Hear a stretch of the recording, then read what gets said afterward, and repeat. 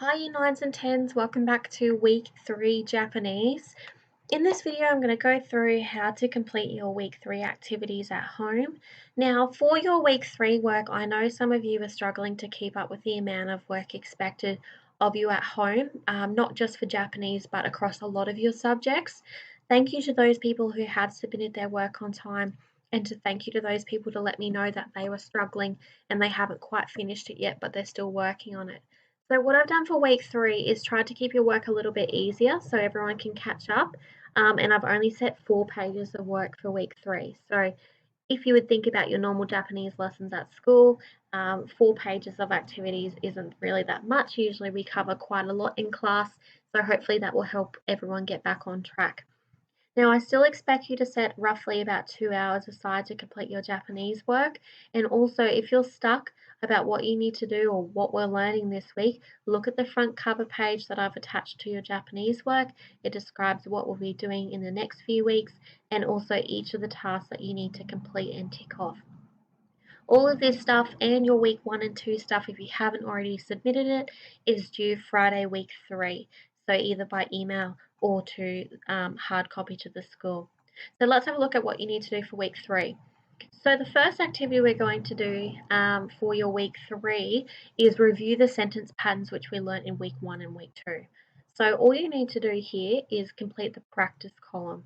This example column here is what it sounds like. It's the examples.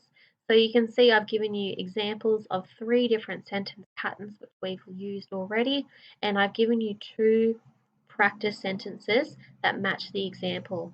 So for example, the first sentence pattern is talking about our hobbies. Shumi wa something desu. Hobby baseball is. Shumi wa yakyū desu. In here, we've got the same sentence pattern talking about a hobby, and then these are the 2 hobby words there. To help everyone with this warm-up activity, I've given you the Romaji for the key activity words or verbs, so that might help some of you get through that a little bit quicker. The second sentence pattern, which we learnt last week, is talking about someone else's hobby. So what is your mum's hobby or what is your dad's hobby? And we also reviewed the kanji for chichi, which means dad, and the kanji for mum, which is haha. So in my example, haha no shumi wa shodo desu. Shodo means calligraphy, shumi means hobby, so mum's hobby calligraphy is. So in here, same sentence pattern. I've told you that's dad. I've told you that's mum. What is dad's hobby? What is mum's hobby? Putting that into English. The third sentence pattern is talking about a hobby you do at a place. So in our last unit, when we used de, you would have seen the particle de after a transport word. In this unit, de means at a place. So ni usually can mean in or at a place, but this is talking about doing a specific activity at a place, whether that's a park, your house, a friend's house, school, things like that. So, 公園でサッカーをします. Shimas is the verb for play. At the park, I play soccer. Now in here, I've got the same thing. We can see that the det particle is there. So at this place, this is the hobby, and then this is the verb. We reviewed some of our old verbs from previous units last term, so I put the verbs in there for you. Shimas means play or do. This verb here is benkyo shimasu, so you might have to look back and see what that verb means. Nihongo is the name of the subject you're currently studying if you don't remember what Nihongo is. And suie is a word we reviewed last week as well. Umi, another word we learnt last week. Pretty much all of these words are going to be on your vocab chart or another vocab chart I've already sent you. So next thing we're going to review is our kanji, which we've been learning. Now we did a lot of kanji work in week 1 and week 2. We're not going to focus too much on kanji this week. I'm also applying our new knowledge and vocab to some sentences. So these are a sample of some of our kanji we've learnt. You need to tell me what the romaji is in this column here, and then what the English meaning is here. Really easy. You'll find them at the top of your vocab chart. Down below here, applying the kanji above into some sentences. So all you need to do is put these sentences into English. These sentences are from previous units, especially our transport unit. So these ones you should be able to figure out. I will read them out loud to you so you can hear what they mean. Yasumi ni kaimono o shimasu. Yama to kawa ni ikimasu. Remember, to means and. Hima na toki ni ongaku o kikimasu. So figuring out what they mean there. Now down here we're doing some more vocab practice because there is a few new words that we've kind of used, but we haven't been using them a lot just as of yet. What I've done with your vocab chart is I've separated it into sections here. That way it's easier for you to understand and see the different categories of words which are on the front of your vocab chart. So for example, this first table box here is all of the places that I've included on your vocab chart. This is hobbies and activities in this section. These are adjectives, which are describing words, and these are joining and time words. A lot of these we have used before. You probably remember them, but may not remember exactly what they mean. So I put them on your vocab chart. What you need to do with each box is fill in anything that is missing. So for example, we know that this is going to be the English column, this is going to be the Romaji column, and this is going to be our script column. Most of your words in this unit are hiragana, so it's easy. We don't have to switch between katakana and hiragana a lot. So for example, house is English. The word how to say house in Romaji is uchi. So in this column, which is blank, I would have to write in u and chi in script. This one here, I've got the English room, I've got the script, and then I need to put in the pronunciation there. So all you need to do on this page is go through the blank spaces. All of these answers are on your vocab chart, so you just need to be practicing different ways, different translating styles for all of your key vocab words. Now this section here, most of the verbs in here you actually would have learnt in previous units. Whether you remember them or not, it may be a different situation, but we have learnt them before. What I want you to do is write out each verb twice on a blank piece of paper. That can either be in the Romaji or in the script. That way they're getting into your head and you're remembering the old verbs we've used. So we've got do, watch, listen, learn, study, read, go, eat, drink, and go home/return.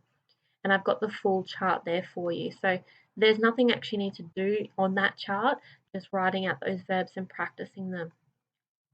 With the old verbs that we've used on previous units, which is the ones up in this table here, I want you to write your own sentence using that verb. I don't mind what sentence pattern that you use.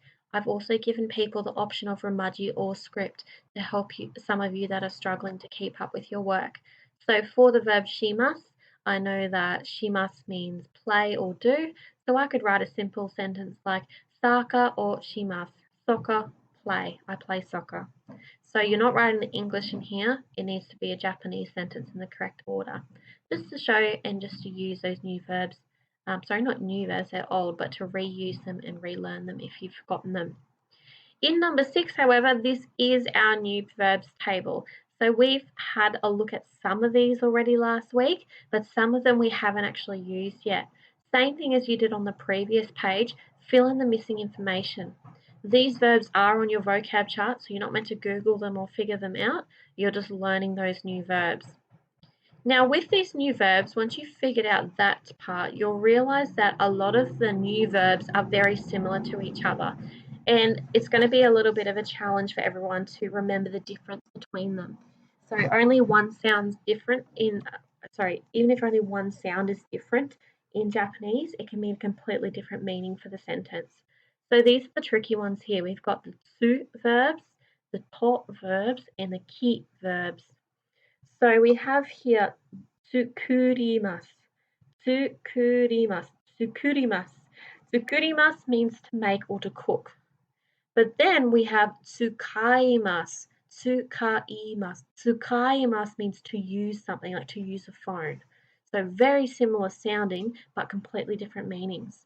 The top verbs, we have torimasu. Torimasu means to take a photo.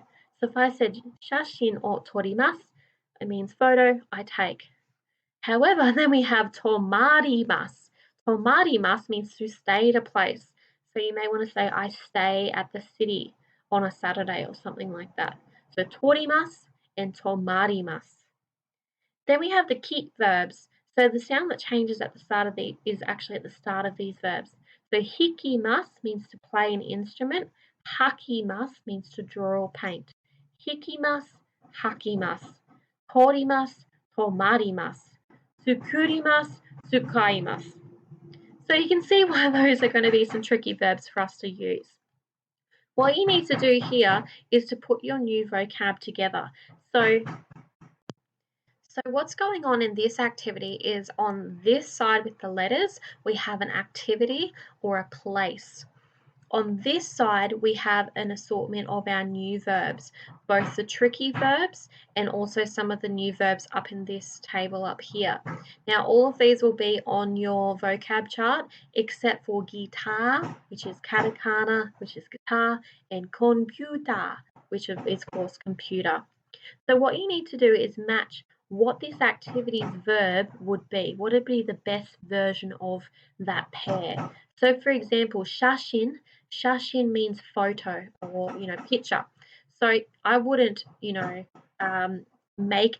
cook a photo. I wouldn't stay at a photo. I wouldn't draw or paint a photo. I would be taking a photo. So torimasu. Torimasu, to take photo, is going to be the matching verb.